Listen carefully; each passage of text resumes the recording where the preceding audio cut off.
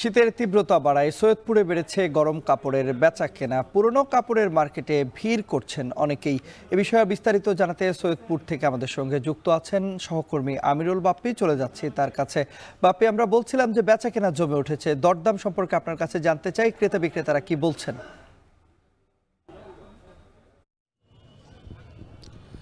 তন্ময়, সৈয়দপুরের এই যে পুরনো কাপড়ের মার্কেটটি, এটি একটি ঐতিহ্যময় মার্কেট। এটি একদম যখন পাকিস্তান শাসনামল ছিল তখন থেকেই আসলে এই মার্কেটটি গড়ে উঠেছে। তাহলে এই মার্কেটের বয়স 50 বছরের বেশি সময়। তো এইখানে সবসময় পুরনো কাপড় পাওয়া যায়। সবসময় বলতে এই শীতের 4 থেকে 5 মাস এই পুরনো কাপড়গুলো পাওয়া যায়। এবং সবথেকে মজার বিষয় হচ্ছে যে এখানে 20 টাকা থেকে শুরু করে 1000 টাকা পর্যন্ত পুরনো কাপড় পাওয়া যায়। শীতে বিভিন্ন ধরনের শীতের কাপড়। এটি অবশ্যই এক এক ধরনের কোয়ালিটি অনুযায়ী এটি করে। এমনকি আমরা দেখেছি যে একটি জ্যাকেট এখানে 2 থেকে 2500 3000 টাকা পর্যন্ত বিক্রি হতে।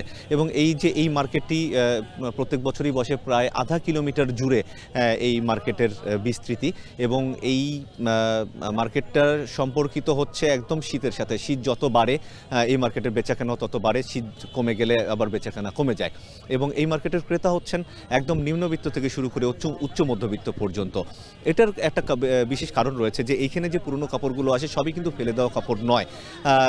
এমনও অনেক কাপড় পাওয়া যায় যেগুলো একেবারেই ফ্রেশ, একদম নতুন কাপড়ও পাওয়া যায়, সেগুলো বাইরে থেকে ইম্পোর্ট হয়ে আসে আসলে। তো এই যে শীত বাড়া শুরু করেছে, এই মার্কেটও অনেক জমজমাট হয়ে উঠেছে। তো তন্ময়, এই ছিল আমার কাছে শীতের কাপড়ের বেচাকেনা নিয়ে সবশেষ অবস্থা। সৈয়দপুর থেকে শীতের কাপড়ের বেচাকেনার খবরাখবর আমাদেরকে জানাচ্ছিলেন সহকর্মী আমিরুল বাপ্পি। শান্তবাজারের সময়